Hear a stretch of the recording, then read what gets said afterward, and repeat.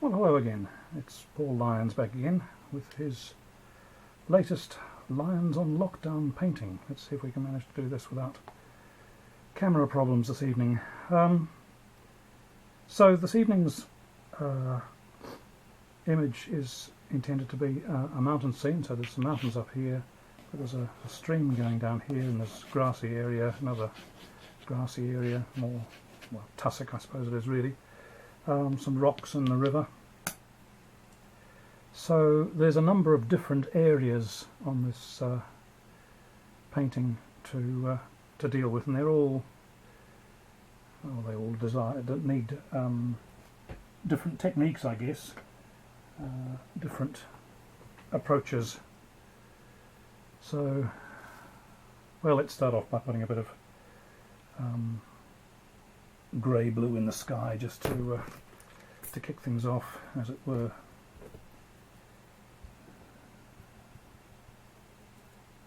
Mixing up some grey-blue, and I'll just put some water up here to allow it to move around a little bit on the paper, so it's not quite dry brush. So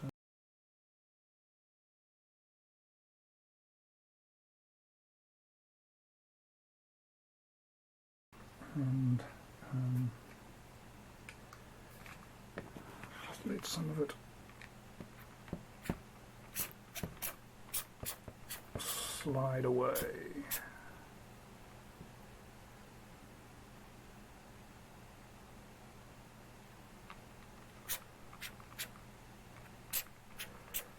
Yeah, that's more the sort of intensity that we want, I think.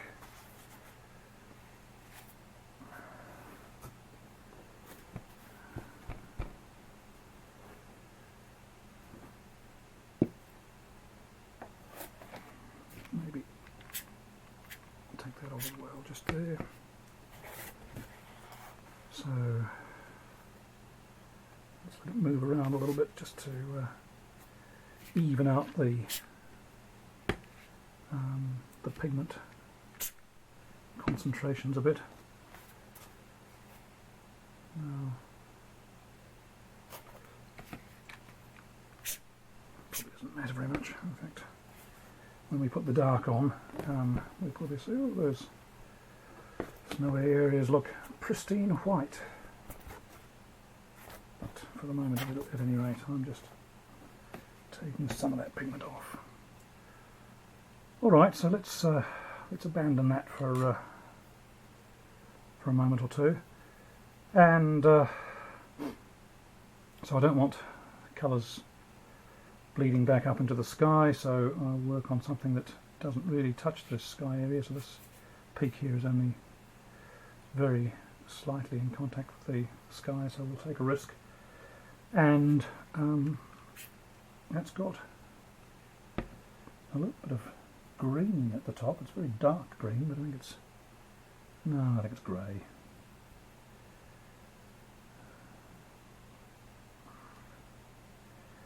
Back in the day, I used to be a university lecturer, and I was employed in the computer science department at Massey University, where one of my research interests was colour for computer interfaces, which you might think is sort of very closely related to painting, but it doesn't really bring the two areas of interest together particularly. But in the process of learning about how colour worked, which involves quite a lot of psychology, I did a lot of reading about how the human mind works and so on, and then I and my PhD student went around giving seminars about colour, because there's an awful lot to it that people don't know. And I had to stay at the beginning of every one of our seminars, because I felt it was important that people should know that I'm colourblind. And then I had to explain to them, because the next thing they think is, oh, that means he can't see colour. What's he doing talking to us about colour? Well, it doesn't mean you can't see colour. If you're red-green colourblind, which is the most common type of colour blindness, and that's the one that I suffer from, if you're red-green colourblind, then you don't see red and green as intensely as other people. So whereas you will see a red as being a very eye-catching colour, a particular red, I will see it as being somewhat duller than you do, unless you're colourblind as well, of course.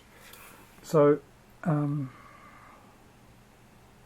did I get onto the topic of colourblindness? Anyway, the point about all this is that I feel it's necessary sometimes to tell people that I'm colourblind. So I was saying something to you that because I know a lot about colour, it's easy for me to talk about it, but not necessarily always to see quite as intensely, see the colours quite as intensely as other people do. And then people say, oh, how can you paint if you're colourblind? I say, well, because I can see colours. Just like everybody else, but, well, not quite just like everybody else. So at one stage I had a job at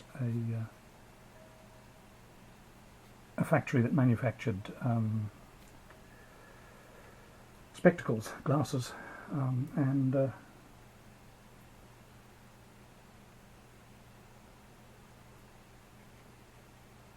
I would be repairing, for example, a pair of sunglasses, and typically sunglasses are, or were at that stage, I don't know whether they still are, manufactured with either green lenses or brown lenses, and you'd get a pair of sunglasses in that needed to have a lens replaced because one of them had been broken, and I'd try and match up the remaining lens with the lenses that we had in stock, and just every so often I'd get something that was the right darkness, but I'd match a green lens with a brown one. And one of my fellow workers would, shall we say, pull my leg about that. It's possibly a kind way of saying what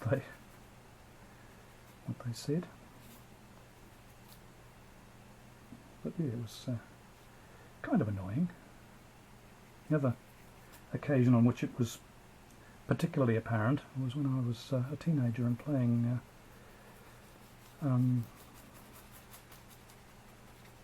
snooker, and the brown ball is a fairly reddy brown, and the red ball is a fairly browny red, and I found quite a lot of difficulty in telling the difference between those two snooker balls.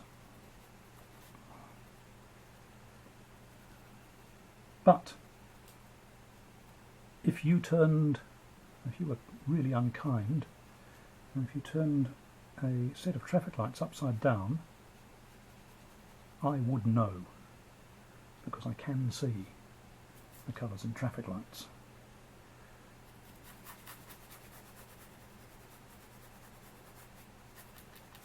It's funny, it seems to be associated with the size of the area of colour. So small red lights and green lights just look like light. So if you have a star and you say the star is red or the star is green or blue or whatever, I just tend to see it as a colour, a point of white light. So if it's really small, it's very difficult to detect colour in it. Alright, so there's some foliage growing up there, and there's some, I don't know quite what this is up at the top, it's fairly colourless, and then there's rocks at the top of this little mini peak here. So just put them in as grey.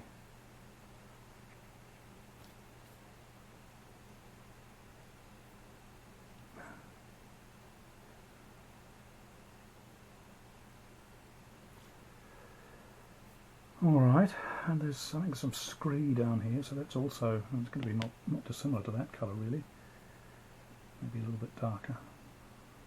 So that's hairy brush. So let's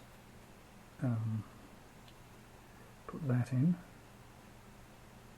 Oh, it's still got some of the green in it, never mind.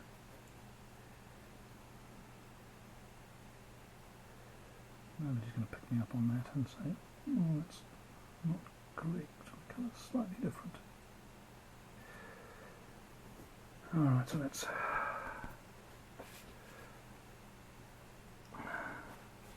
actually going on further about the colour blindness thing. It is said by those who know such things that the human race has evolved colour vision twice. Or, well, when I say the human race, I mean the human race and the animals that preceded it. So we're going back over 60 million years, so before the time of the dinosaurs. There was our distant ancestor, the distant ancestor of a whole variety of other species, and it didn't look like a monkey, or it didn't look like a human, it didn't look like anything we would immediately recognise as being an ancestor of humans. Apparently it was a small shrew-like animal, and it had colour vision. And the theory is that when the meteor hit and the dinosaurs were all wiped out, that one of the reasons that this shrew-like animal managed to survive is that it was able to burrow underground, and that for a good period of time thereafter this animal was nocturnal, subterranean, and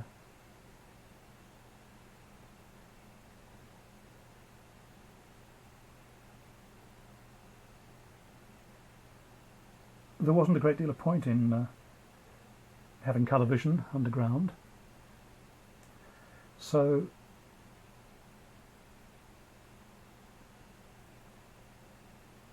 it retained some sight, but it lost the ability to see colour.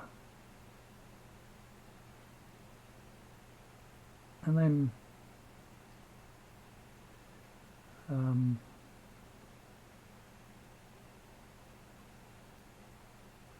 I have to put in some rocks there because it's a different colour. And then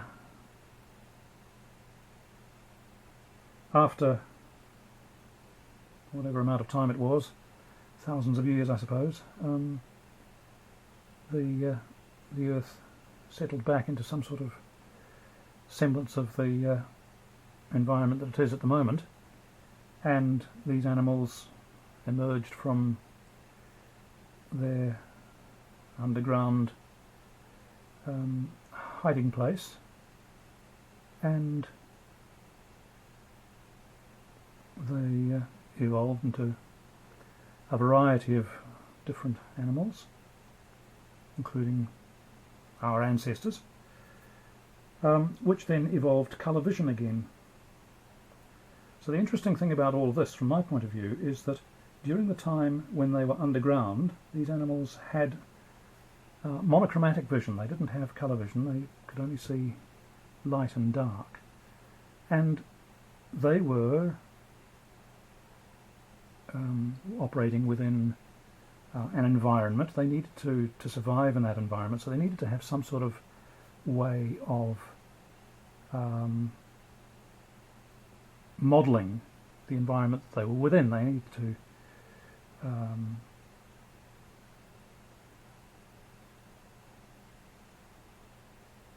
have a model and an idea of, I guess, the burrow that they were within, or when they came out, if they came out at night, what it was like when they were navigating around the environment. So their brains evolved so that this monochromatic information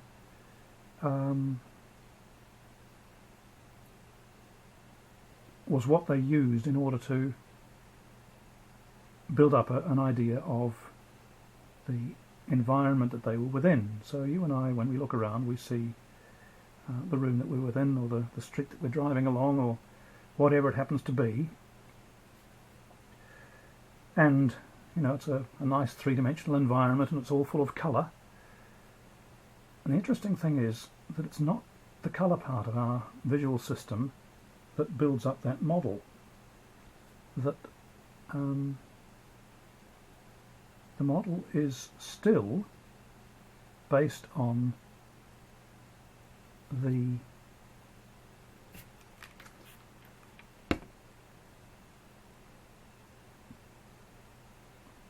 colourless information, or the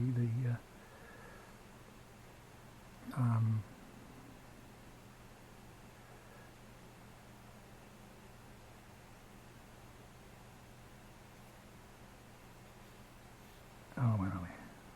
Yes, it's just over there. It's built up from the information that is purely about light and dark. It's probably a decent way of explaining it. So we build up a model of the world based on what's light and what's dark, and colour information is really not very important at all. And this is really evident if you look at a black and white photograph. You can see what it is that's in the photograph. Or if you are too young to have ever seen a black and white photograph, if you look at a colour image on your computer monitor and you turn the saturation down so that there is no colour information in it, so it's a purely monochromatic image, you'll be able to work out what you're being shown. And it's a picture of children playing on the beach, or it's a picture of a car on a racetrack, or whatever it is that you happen to have photographs of, and you will have no difficulty at all in working out what that is in the absence of colour information. If, however, you take away the black and white information from the photograph, so that there is only the colour information but it's all at the same lightness, you will almost certainly be unable to determine what the picture is of. So the colour information on its own is no way the information that our minds use in order to build up our model of the environment that we're within. It's just the black and white information. So, I mean, this has various consequences. One of them is that, I think that's probably the one that I started out to tell you about 5 minutes ago. One of them is that it doesn't really matter what colours I use for an image, so long as the black and white, or sorry, the light and dark distinctions are observed. So, because you are quite capable of analysing a scene based on light and dark information, if we have just colour, just light and dark, then you'll feel perfectly comfortable with the image. And furthermore, if the colour information is highly inaccurate, you can still work out what the image is of. So Matisse's famous painting of the woman with the green face, yeah, we can see that she's got a green face, and oh, doesn't that look odd? But you can see also that it's a person, that it's a human being. So the colour information is not important, and people spend hours and hours and hours trying to match colours with their paints, and it's not that big a deal. I want some, just in order to contradict myself, I want to put some grey down here, because this is a greyer rock than the areas that I've been painting.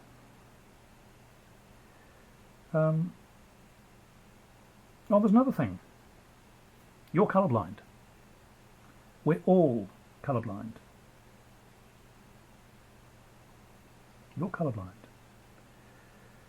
Because when the light levels are low, say at twilight, before it goes completely dark, I'm not sure about that shape there, when it goes to twilight, the cones in our eyes, which are the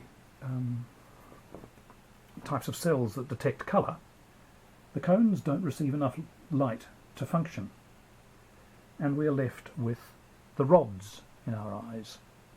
So the rods in our eyes are what is providing information about the world around us at twilight.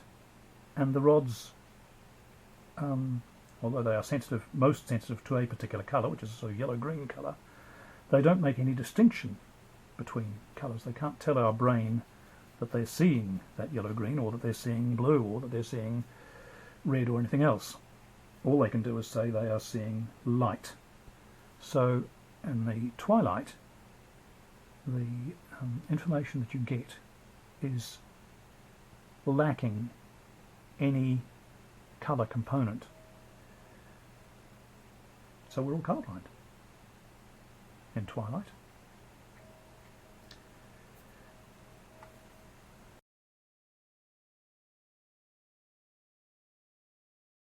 So yeah, I'll paint grass green, I'll paint the sky blue, and so on. I'm not going to start messing those things up, although maybe I should, as a sort of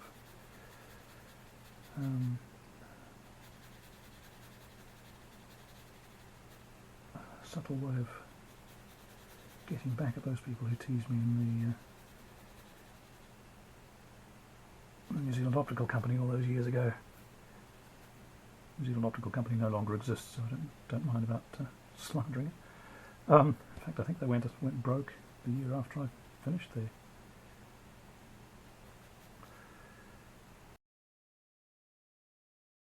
There's all sorts of variation, isn't there, in these hills? Places where there's this scree coming down, which is a sort of rock version of a glacier, I suppose.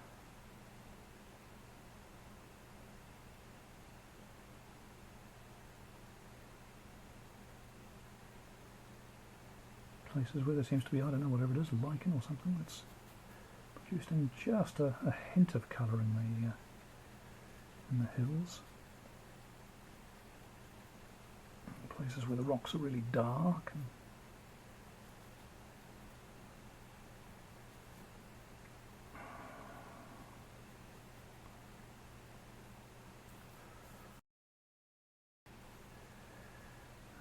The rocks climb away on the right hand side here. It's just that idea of the rocks going up.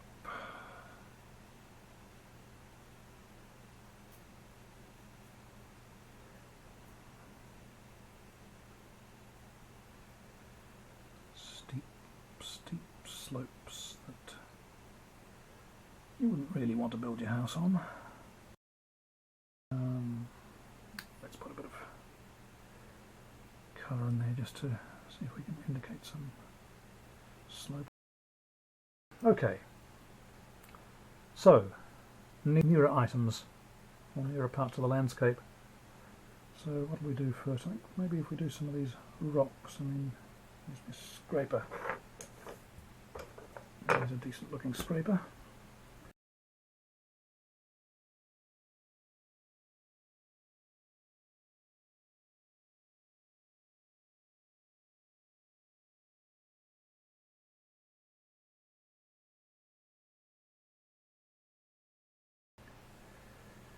One of the things that I think I learnt from my experience with the video about the start of the loop track, which had a lot of rocks in it, is that if there's a lot of things which are big enough to see as individual items, then you've got to treat them as individual items and paint them as opposed to just sort of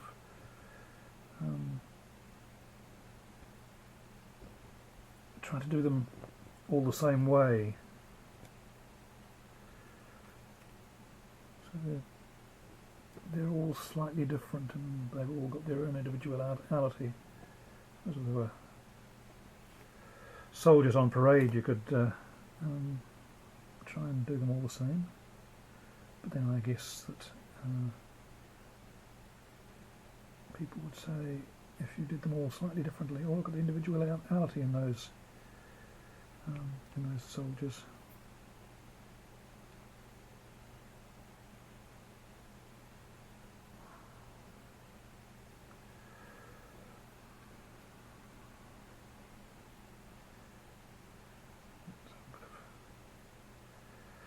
So these have all got something slightly different each from the other. And then, having produced a number of things which are individualistic, you kind of hope that you can produce other ones that are less differentiated.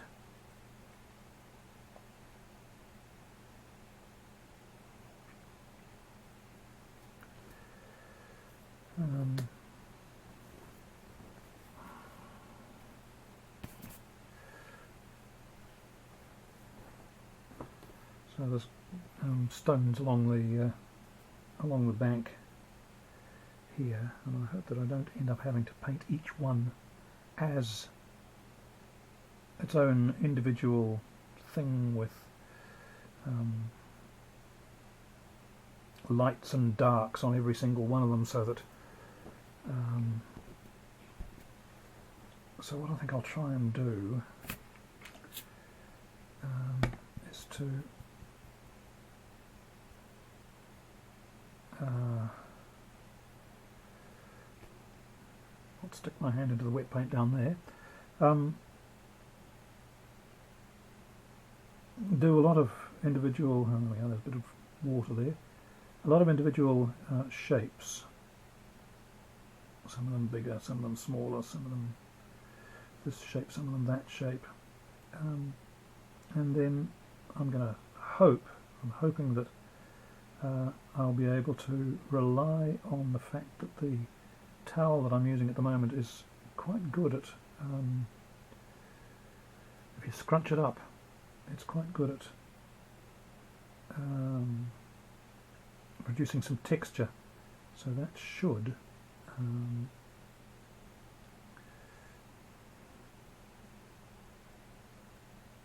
it's in the water, so it's sticking out. Allow me to introduce some variation into these rocks, provided I get to it before they all dry. So I'm going to scrunch up this. Yeah, so you get a little bit of variation in that rock there. So that's not a bad thought, is it?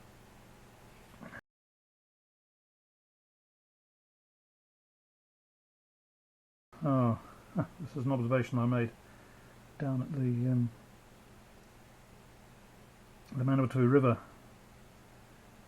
which is that when you find a lee shore, which is what this is, so the stream is coming round here and coming down in that direction, you tend to get,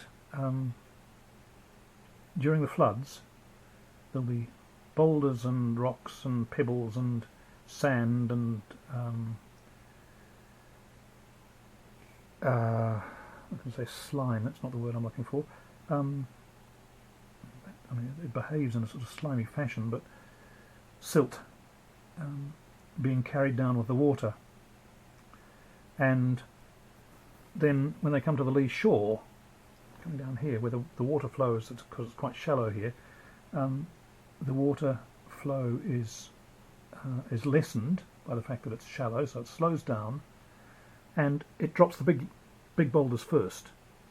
So here you'll find the larger rocks, and the further down this lee shore you go, the smaller the pebbles become.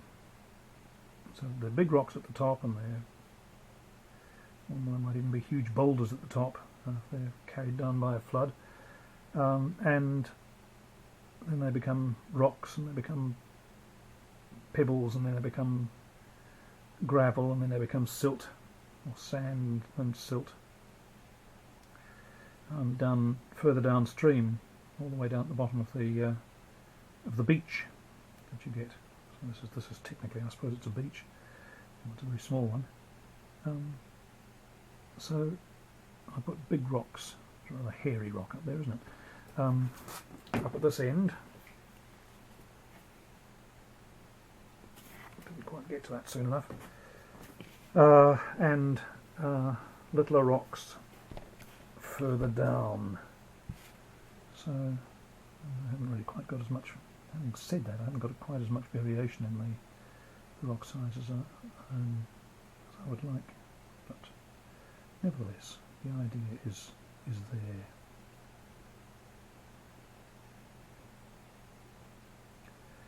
Yeah, so you find that the rock sizes get smaller and smaller, and down at the downstream end of the beach, it's really fine silt, to the extent that since there's water coming down from up here, you may sometimes get upwelling of the water at the bottom end, which forms quicksand, because there's sand there with water bubbling up from below.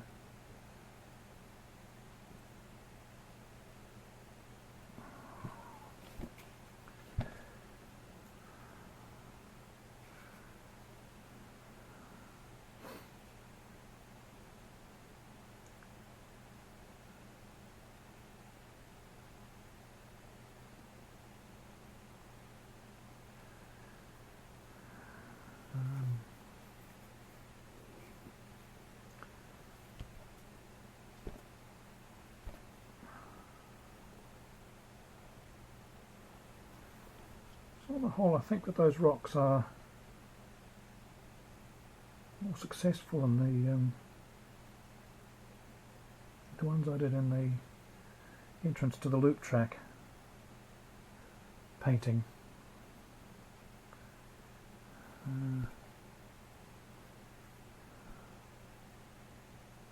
Why, you will ask me, am I putting in, having just explained why the rocks at the bottom of the beach get smaller, why am I putting in these big rocks?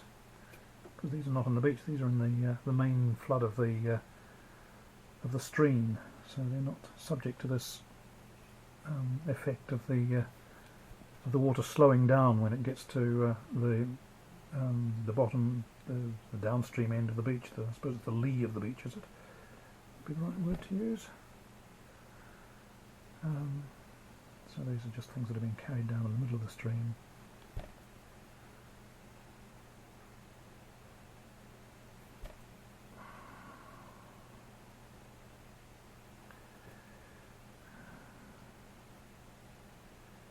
And now, because I'm confident about the shapes of some of these things, that they're carrying the idea of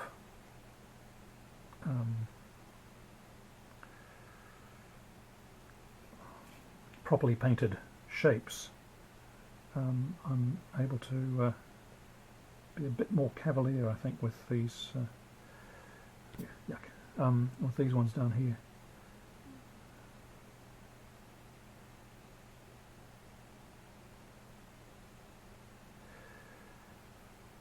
Right, so that's enough for those rocks in the river. Now, there's more up here, aren't there, of course. I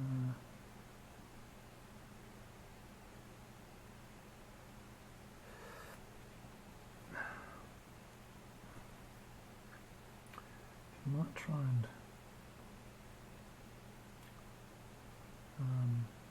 just indicate with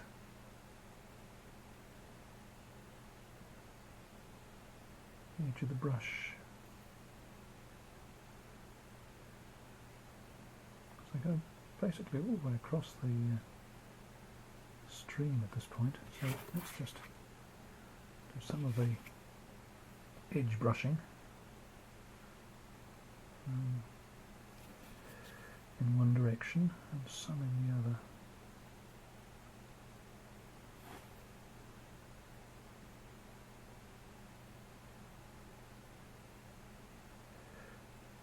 So I don't want to get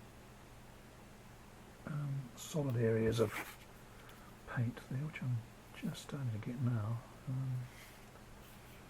But flatter I hold the brush, more likely I am to be successful with this, I think.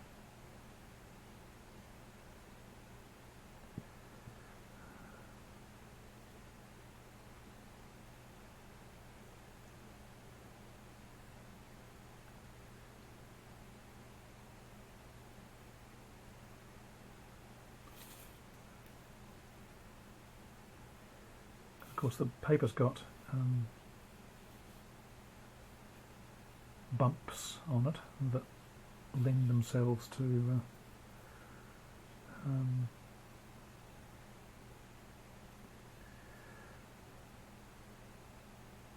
being rock-shaped.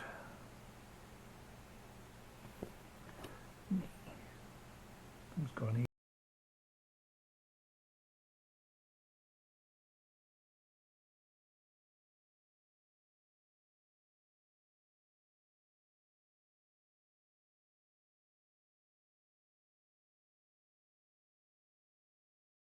What do we do now?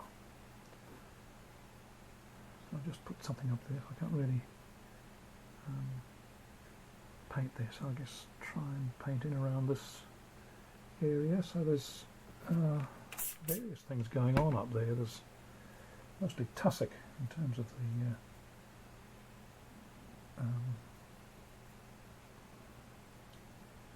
the things that exist in that environment.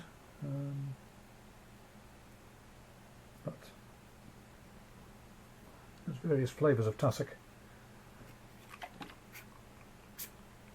Licorice, raspberry, hokey pokey, what have you. So let's just do a sort of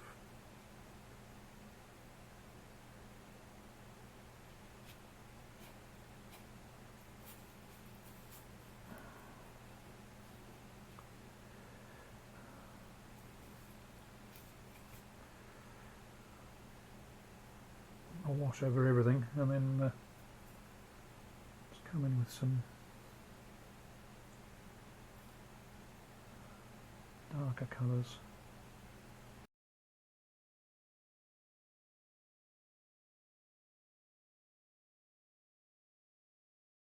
So we're doing what they call letting the colours mix on the page. So I'm just picking up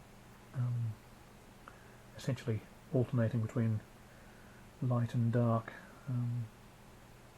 And they diffuse one into the other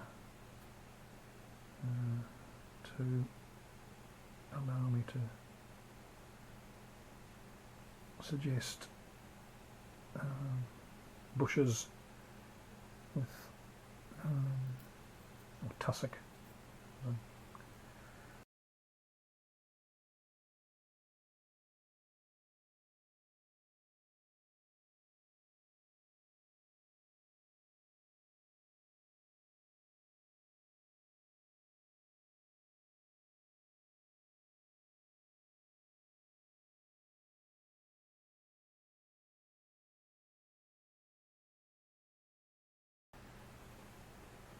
Right, now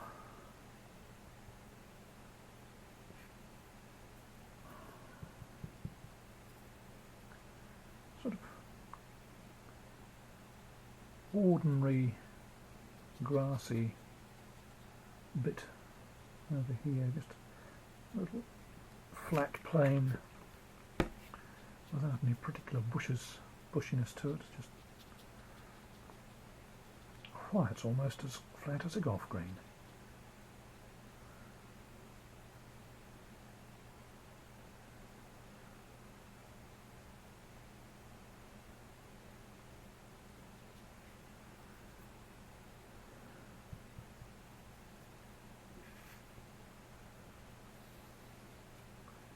So go back to this. Again, we've got trailing bristles on the brush for no obvious reason. But anyway, we're going back to the business of picking up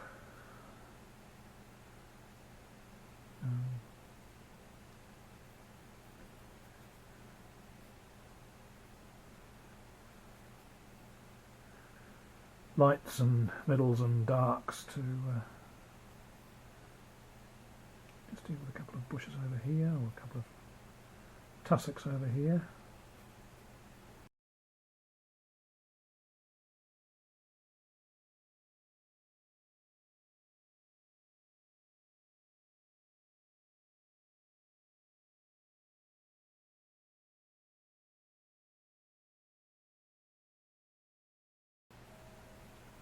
Just in case there's anybody watching who hasn't seen the way that I prepare my paint, I have a number of jars which are full of watercolour paint that's already been diluted significantly, so it's quite liquid, and I use these eyedroppers to dispense the paint. And when I originally thought of this, I made a number of things that are now stuck in place completely with a piece of wooden dowel with a piece of plastic on the end of it that was able to go up and down to agitate the paint. And of course I realised you can do that, and it agitates the paint perfectly well, so I never use them. But this business of picking out the paint with the eyedropper works, for me at least, amazingly well. I much prefer it to using a palette. You can get lots of paint, and you can get very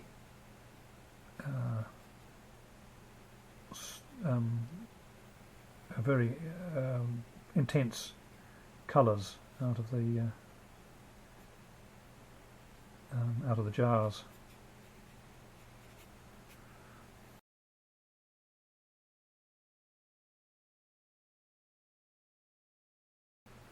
Just filling little pinholes of white that are sticking through, and I don't particularly want them. Sometimes I quite like the ragged effect that you get, but this is a very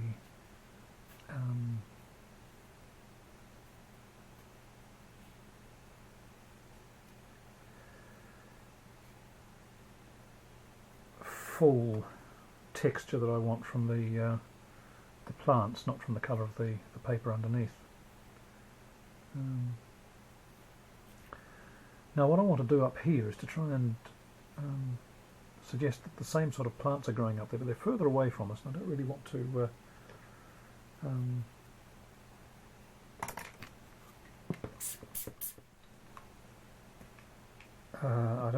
to have to work on each plant with the same degree of care for all of its various layers. I'm going to try to be a bit more abbreviated about it, so I'm using this brush that's been sitting around for 3 or 4 days full of paint. One of the great joys about watercolour painting is that the paint, when it dries, can always be made to, when it dries in a brush, it can always be loosened again.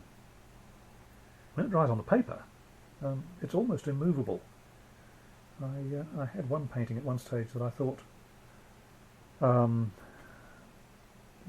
it was a good painting, but there was something wrong with it, and I needed to wash the top layer off.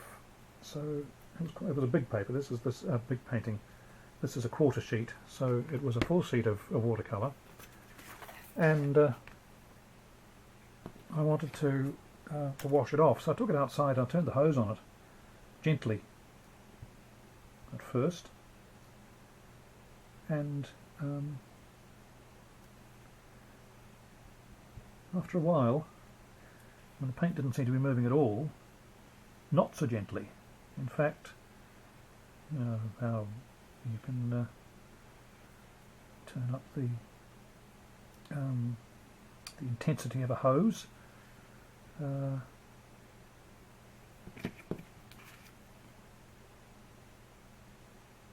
I had the hose playing on this watercolour paper like a fire hose, with the absolute maximum amount of force that I could get out of the Palmerston North water supply. And after doing this for about a quarter of an hour, it was good paper. So it hadn't disintegrated the way ordinary copier paper might have done, but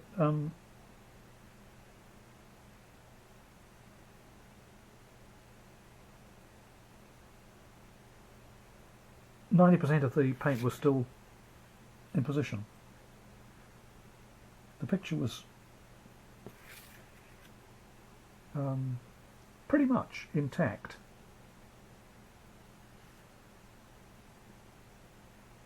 And it was a bit blotchy in places, and in fact I decided that I rather liked the blotchy effect that had been produced, so I left it like that.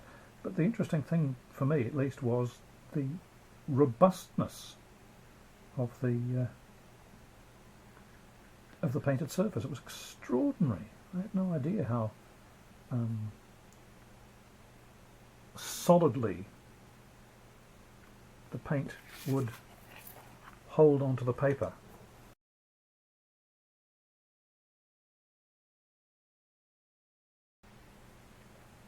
But yeah, one of the great things about watercolour is that if a brush has been sitting there for days and dried absolutely solid,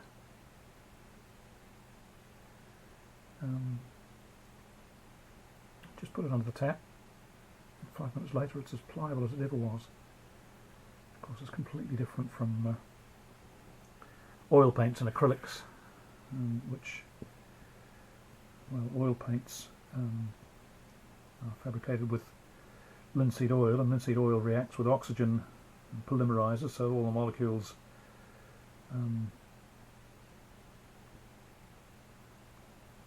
glom onto each other, and you end up with a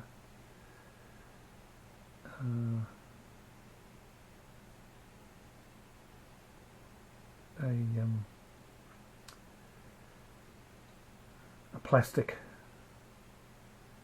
sort of substance, natural plastic, which is the linseed oil that has where the molecules have all attached to each other, and the pigment is there in amongst them. And acrylic paint, the molecules of acrylic polymerize when they are no longer surrounded by water. So one of them, linseed oil, reacts with oxygen and polymerizes. The other one reacts with, the molecules react with each other of acrylic and attach to each other when the water that they're mixed in with when they're manufactured, when that evaporates. But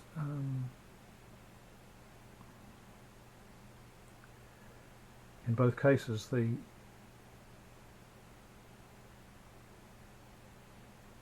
pigment is encased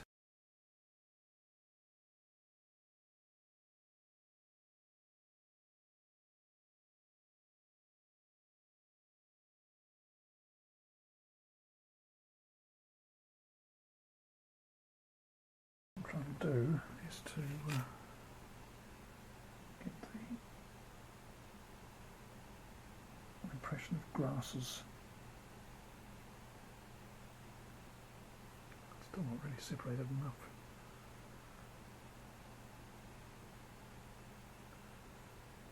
Growing out over the water. That's kind of what I'm looking for.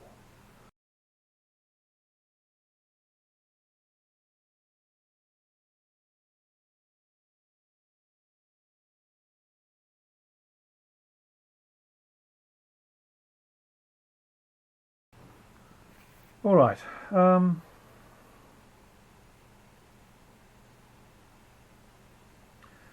Now, there are parts of this water that are reflecting the sky,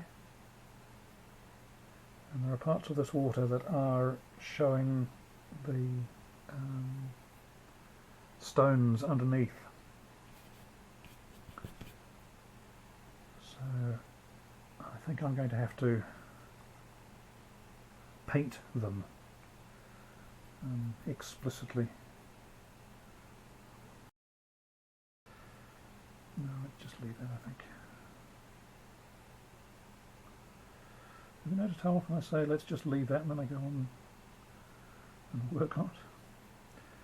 Right, so round about here is the reflection of the sky, which clearly I can't do anything about at the moment because this is all wet, so I'll have to work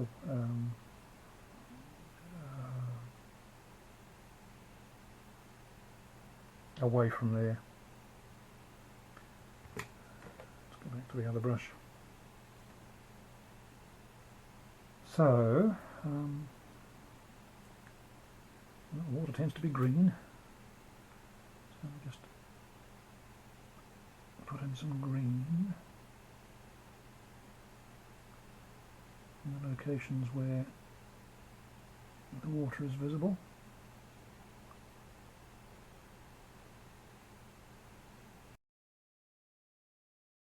Darker colour where the water might be reflecting some of the rocks, and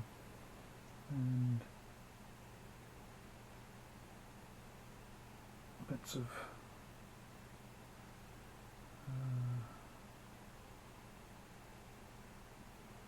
dark amongst there as well, and there's a mixture of rocks and water in here, so I'll just try and suggest that.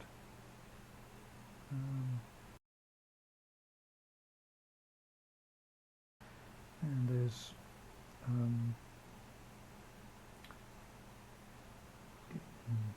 bluer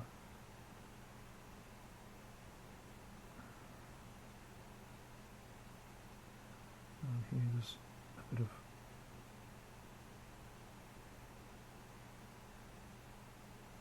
water coming down this little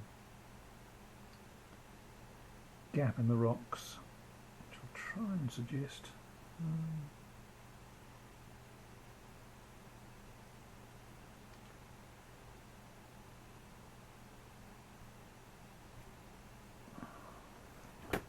Maybe just there we are. That's more or less what I'm after, I think.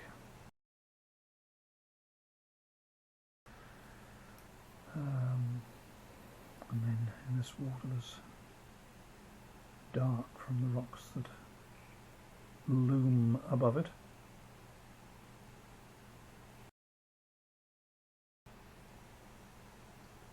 The rock is